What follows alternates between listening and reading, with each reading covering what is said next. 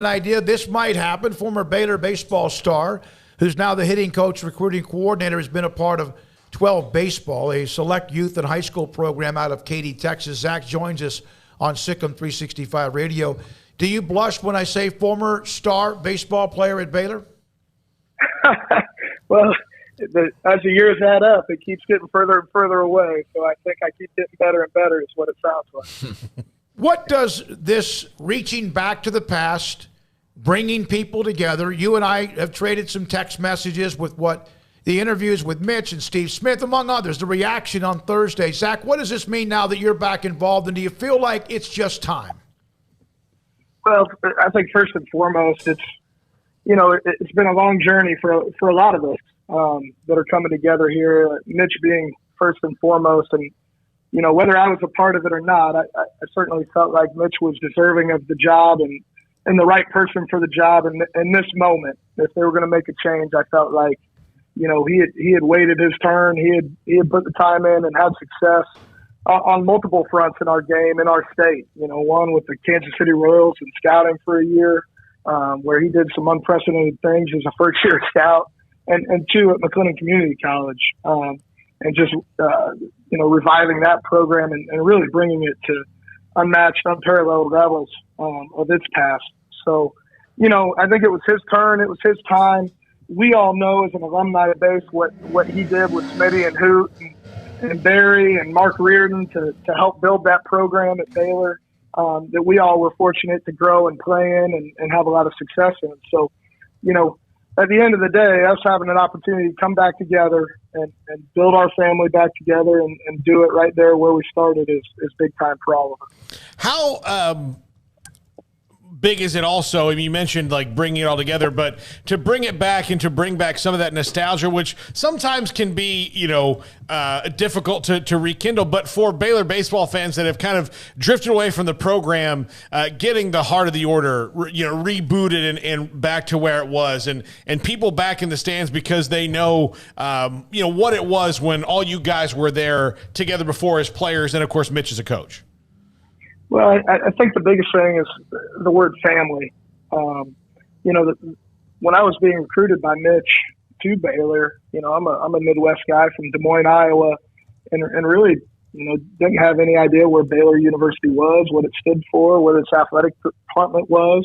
And at the time, it was a baseball school is how I was presented it, and that's how I felt. And we were certainly that, and I believe those guys did such a good job at recruiting the right players. Maybe not always the most talented, but they recruited the right players that fit Baylor, fit together, and formed a family that was able to have success on and off the field and into their professional lives. And, I don't think we're going to steer very far off that model. I think we're seeing it right now in hoops with what Scott's able to do and certainly football with what Coach Aranda has been able to do in his short time there. And I think, the mission handed down from Mac Rhodes and the administration, the person over player and building champions for life, is certainly something that resonates with all of us personally and something that we want the baseball program to model and have success with.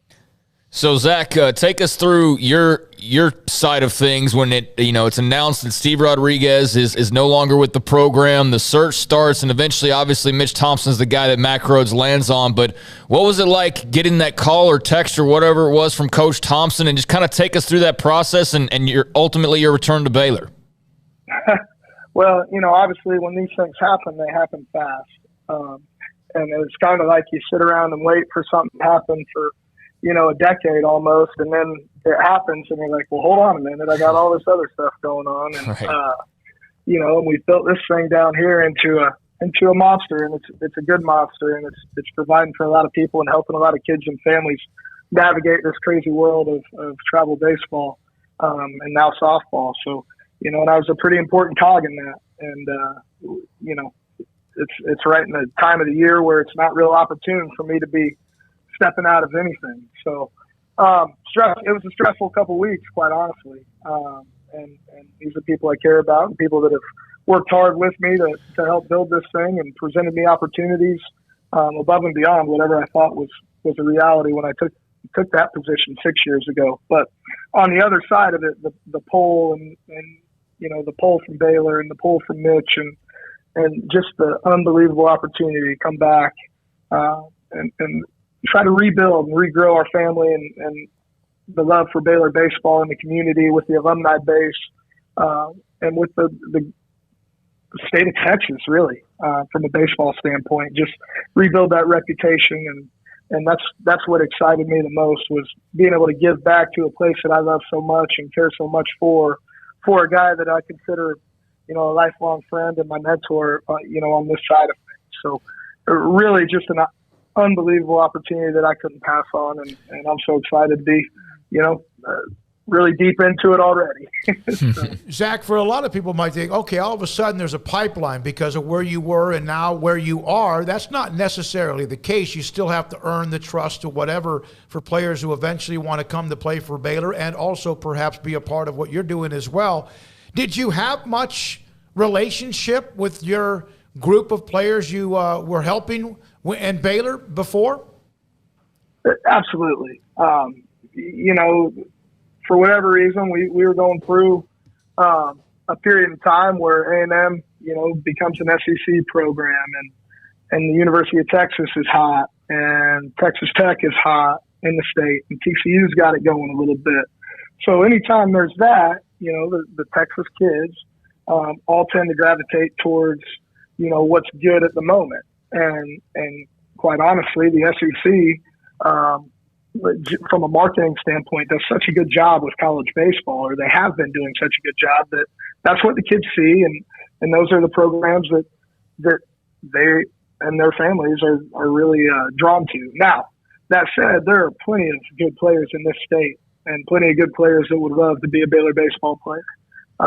And my relationships and kind of being at the grassroots of this thing for 6 years, those relationships in travel baseball, obviously in the junior college baseball world for Mitch and James and myself, and obviously our relationships throughout the country with travel baseball programs and the people that have influence with players and know the players and we can trust them.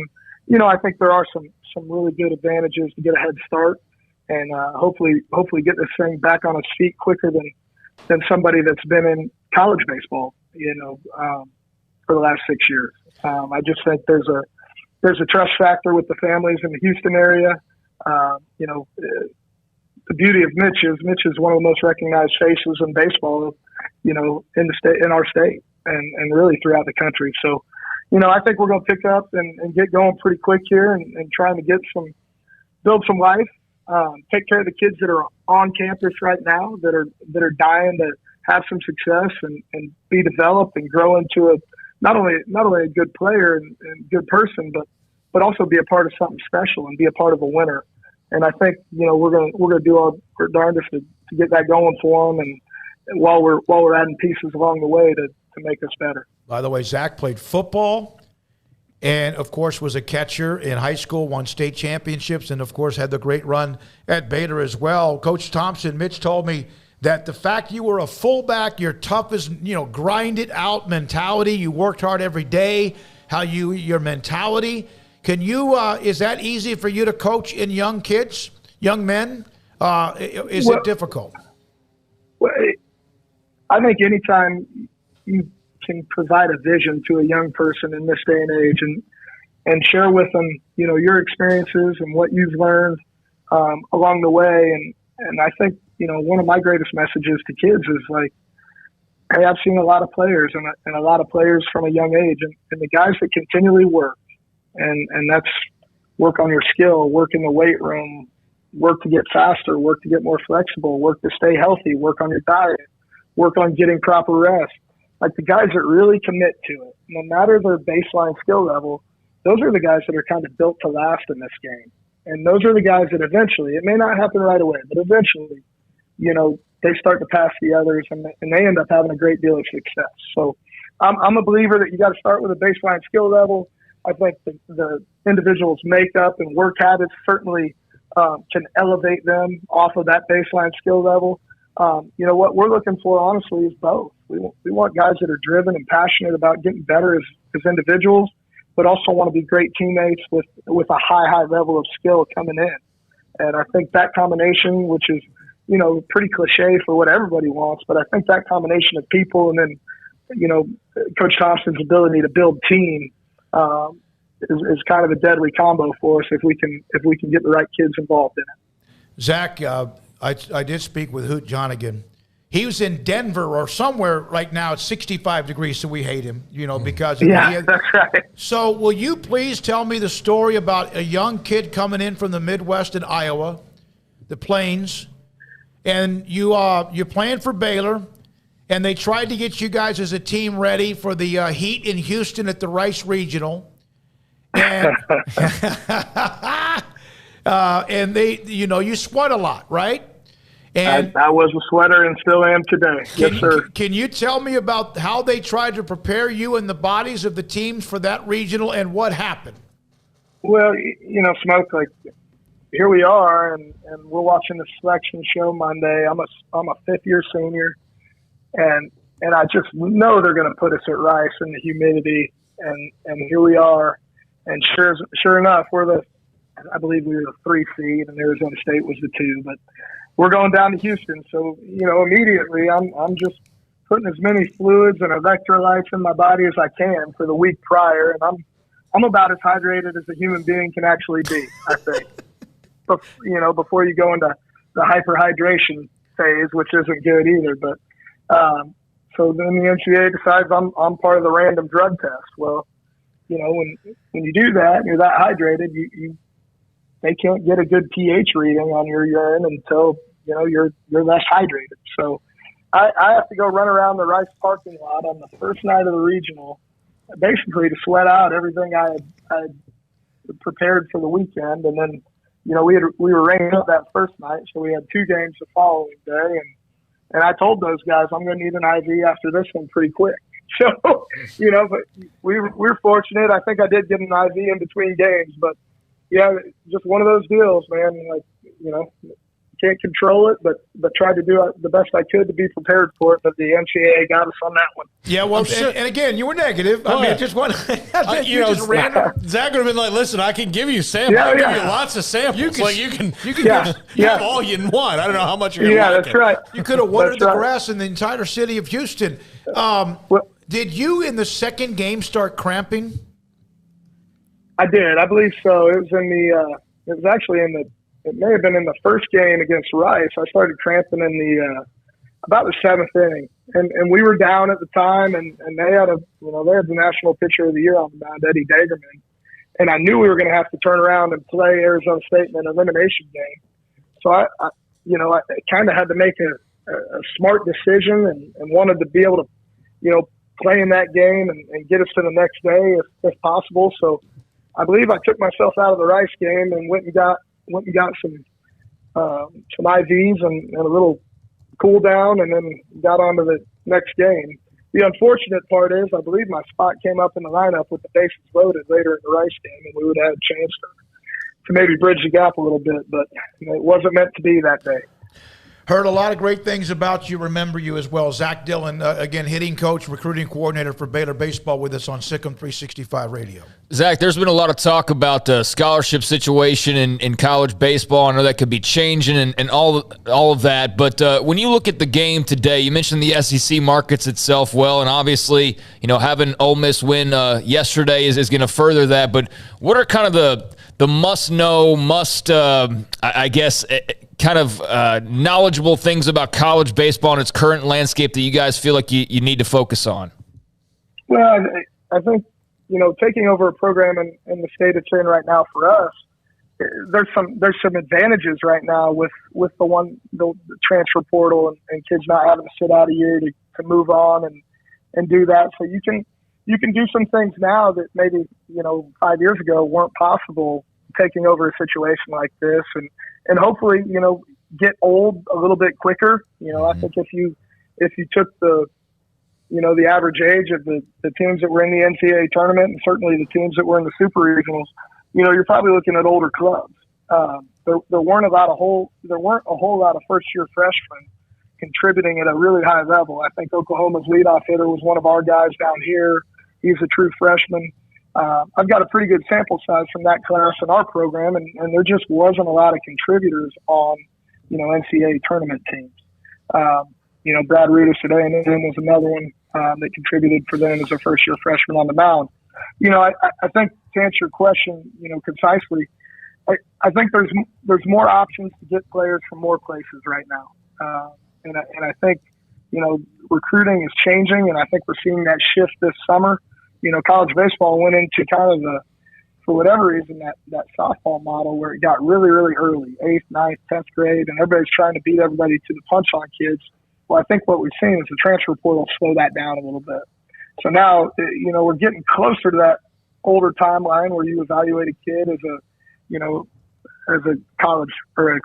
high school senior going into a senior year and evaluate them when they're a more finished product in high school than trying to cover, 4 or 5 high school classes and make decisions on kids that early. Now we're still gonna have to be in there with some of those, sophomores and some of the more advanced freshmen just to have an opportunity to get to know them and talk to them and build a rapport with them. But right now, from our standpoint, we're worried about next year's club, and we're worried about the kids on campus and what we can do and who we can bring in to help us right away. And we're also worried about, really solidifying that 2023 class with the guys that may have already been committed, and finding some other ones that can join them and really, really build on that group. And then have a heck of a list in the 24 and 25 class to start getting in on. But, it's just a broader range now of players. When you think about that, you could be recruiting a 23-year-old grad transfer all the way down to a 14-year-old, 8th grader going into 9th grade. It's kind of a wild time in baseball recruiting. And all the while we're sitting here trying to get to 27 guys that can be on scholarship at a minimum of 25%, a total of 11.7, and we're sitting there and you almost have to be a math major to get that all figured out sometimes. But fortunately, we're under the leadership of a guy who did it really, really well at the place we're at for 18 years. And we're fortunate to have great relationships and communicate really well and concisely. And I think that's been apparent in my 3 days on this job already. So, we're excited about it. I think we've got a good plan. I think we have good resources, and it's a great place. It's a place that people should want to come play college baseball. And it's in a great league that people should want to come play in. So, we've got a lot going for us. Great education, Christian university, that's only done miraculous things from a facility standpoint in the last 20 years and transformed an entire community. So I think it's a desirable place to be. I mean, if you would have told me 20 years ago in 2001 we'd have a men's basketball national championship, be Big 12 champs, and win the Sugar Bowl in the same year, I would have looked at you like you were crazy. But that certainly has happened in the last 24 months, and I think baseball, is ready to join that party. I asked Coach Thompson this last week when we talked to him, but now that everything's kind of settled down a little bit, just in terms of, you're at Baylor now and you're on staff and you're back, but what was it like to just kind of walk into the clubhouse or the park for the first time in a while, now in this position, and did you have a moment to kind of just think about that for a second? Well, I haven't touched Waco yet. Okay. I've been recruiting in Houston, and I'm headed to Alabama here tomorrow. Okay. For an event, so I may not. I'm going to try to get back here in the coming week to get everything set up and try to get organized there. But we've got some stuff going on in the next month and 10 days or so through August that we're trying to get solidified and get done on a recruiting trail. So that's the first and foremost what we got to get done right now. Zach, thanks for your time. We appreciate it. Love hearing a lot about you. We can't wait to see you. We'll talk to you when you get here. Appreciate your time, Zach Dillon, Baylor assistant coach, hitting coach, recruiting coordinator.